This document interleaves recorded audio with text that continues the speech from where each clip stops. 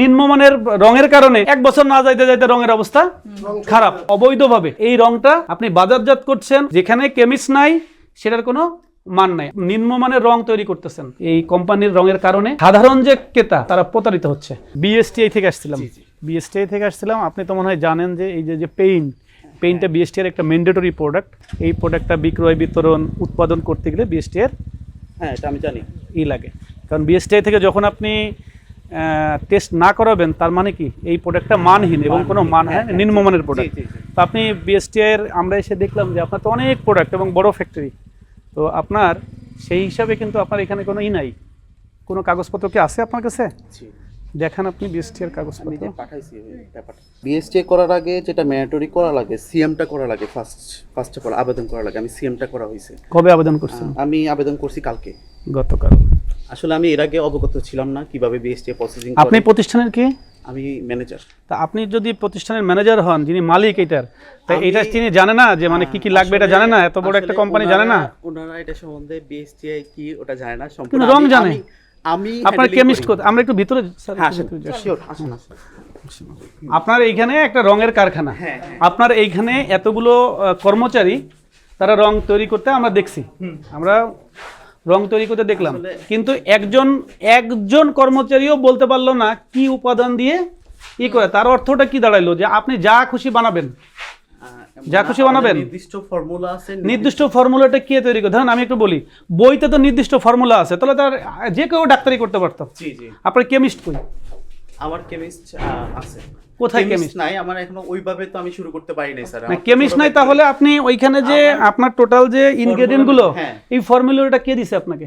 কি নরমাল? আচ্ছা আপনি বলেন কি কি মিশাইছেন একটা ইসে, আপনি এইটার কথাই বলেন। এই ইমালশন পেইন্টে কি কি লাগে? আমার ইমালশন পেইন্টে ফার্স্ট অফ অল যেটা ম্যান্ডেটরি ইমালশন পিওর অ্যাক্রিলিক, যেটা 100% বাইরে ইউজ করা হয়, এক্সটেরিয়রে এটা ইউজ করা হয়। আর আমি জিজ্ঞেস করছি এর ভিতরে কি কি উপাদান দিচ্ছেন আপনি? আমার এখানে 7টা উপাদান আছে। বলেন। এখানে ডিএমএ 45 আছে, এনপিটেট আছে, ক্যালসিয়াম আছে, টিটেনিয়াম আছে। আপনি আপনার মতো হাতুড়ের মতো আপনি একটা জায়গায় গোলালেন, এটা হয়ে গেল? ওইভাবে হাতুড়ি ভাবেই করি না। আপনি কি এই প্রোডাক্ট বাজারে যাবে না? না, আপাতত বাজারে যাবে বলতে আমি এখন স্টক করতেছি, আমার সবকিছু অ্যাপ্লিকেশন করা হচ্ছে, প্রসেস সব কমপ্লিট হইলে। আপনার বাজারে কোনো প্রোডাক্ট নাই? আমার বাজারে আগে কিছু প্রোডাক্ট দেওয়া হ্যাঁ, তা বাজারে যেহেতু প্রোডাক্ট আছে, আপনি এইখানে লিখতেছেন কত সুন্দর, দেশ জুড়ে বানানটাও ভুল লিখছেন, দেশ জুড়ে বিশ্বস্ত দেশ, ট্রাস্টেড কান্ট্রি ওয়াইড। তাহলে সারা বাংলাদেশে এটা আপনি ছড়াই দিচ্ছেন। আমাদের দেশে কি হয়েছে এখন, কিন্তু ভেজাল কসমেটিক্স এবং খাদ্য নিয়ে যখন আমরা অনেক নড়াচড়া করতেছি, এই সুযোগে কি করতেছে মানে খাদ্য আর কসমেটিক্সের পাশাপাশি এরকম দেখেন, গতদিন দেখলাম ইলেকট্রনিক্স পণ্য, তারপরে এই যে বিল্ডিং ম্যাটেরিয়ালস, এটা বিল্ডিং ম্যাটেরিয়াল জন্য খুবই গুরুত্বপূর্ণ। মানুষ বাড়ি একটা শখ করে বানায়। এই বাড়িটা অনেক দিনের স্বপ্নের একটা বাড়ি বানানোর পরে কি হয়, আপনি বাড়িতে রং করলেন, আপনার মতো এরকম নিম্নমানের রঙের কারণে 1 বছর না যাইতে যাইতে রঙের অবস্থা খারাপ। কিন্তু আপনি যেভাবে আপনার অ্যাডের প্রলোভনে পড়ে মানুষ কিন্তু আপনার রংটা আপনি দেখেন কত সুন্দর চকচকে ফটফটে অ্যাডও করতেছি না। এটাই তো পাবলিশিং। আপনি দেখেন এখানে আমি হচ্ছে সিএম আবেদন করা হয়েছে, আমরা দেখবো আপনাকে পুরোটা, আপনি নিয়ে আসেন, কাগজটা নিয়ে আসেন। তো আপনার তো কোনো কেমিস্ট নাই, সো আমরা ধরে নিচ্ছি এটার কোনো মান নাই। যেখানে কেমিস্ট নাই সেটার কোনো মান নাই। আপনি নিম্নমানের রং তৈরি করতেছেন। নিম্নমানের রঙের কারণে আমাদের এই বিল্ডিং ম্যাটেরিয়ালস হিসেবে বাংলাদেশে যারা স্বাদের বিল্ডিং করতেছে, এইরকম নামহীন, আমরা বলবো নামহীনই আর কি, কারণ আপনি আমাদের বিএসটিআরই না, এই নামহীন ইসের কারণে, এই কোম্পানির রঙের কারণে সাধারণ যে ক্রেতা তারা প্রতারিত হচ্ছে।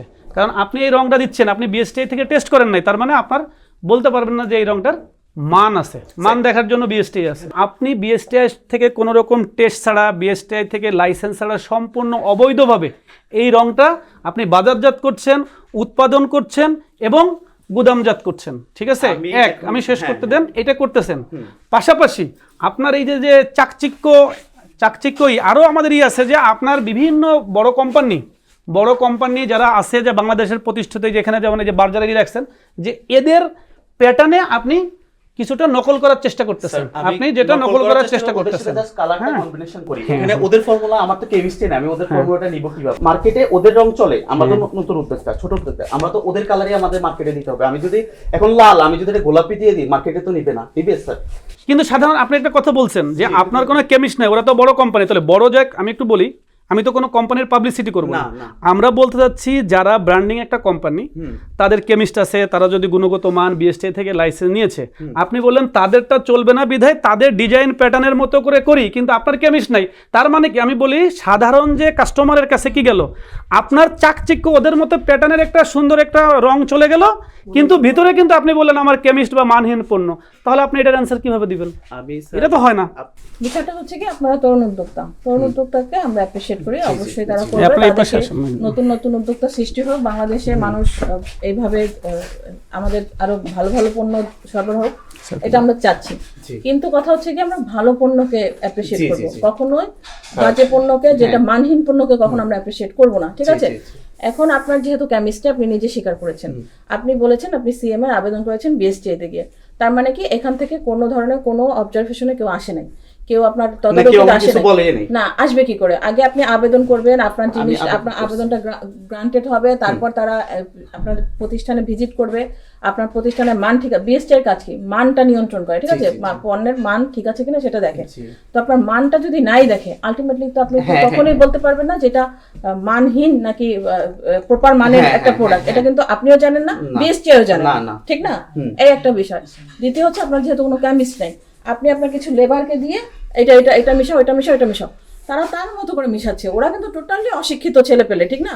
ওদের পক্ষে তো জানার কথা না যে কি করবে। আপনি একটা আইডিয়া দিয়ে দিয়েছেন, সেটা দিয়েই করতেছে, আপনিও টেকনিক্যাল কোনো হ্যান্ডস না, ঠিক আছে? আপনিও কিন্তু কোনো টেকনিক্যাল হ্যান্ডস না, আপনি ছোটবেলা থেকে কিছু দেখেছেন, বাট আলটিমেটলি কিন্তু প্রপার জিনিসটা বুঝতে হলে একজন টেকনিক্যাল হ্যান্ডসকে থাকতে হবে, সেটাকে কেমিস্ট, ঠিক আছে? আপনাকে একদম টেকনিক্যাল হ্যান্ডস রাখতে হবে, প্রপারভাবে জিনিস তৈরি করতে হবে। বিএসটিআই থেকে এসে আপনি যেটা তৈরি করেছেন আদৌ সেটার মান ঠিক আছে কিনা, আমার পাবলিক যখন নেবে আপনার থেকে, ভোক্তা যখন আপনার এই প্রোডাক্টটা নিবে, সে নিয়ে তার বিল্ডিংয়ে যখন সে ইউজ করবে এবং সে যখন তাতে যাতে প্রতারিত না হয়, এটা মানটা নিশ্চিত করবে কি বিএসটিআই। তো এই জিনিসটা তো কিছুই করা হয় নাই, প্রসেস তো কোনোটাই অ্যাপ্লাই করা হয় নাই। অবশ্যই তরুণ উদ্যোক্তাদেরকে আমরা সাপোর্ট করব, বাট কি নিয়মের মধ্যে, নিয়মের বাইরে গিয়ে তো সাপোর্ট করার আমাদের কোনো সুযোগ নেই। আমরা একটা সরকারি সংস্থা, ঠিক না?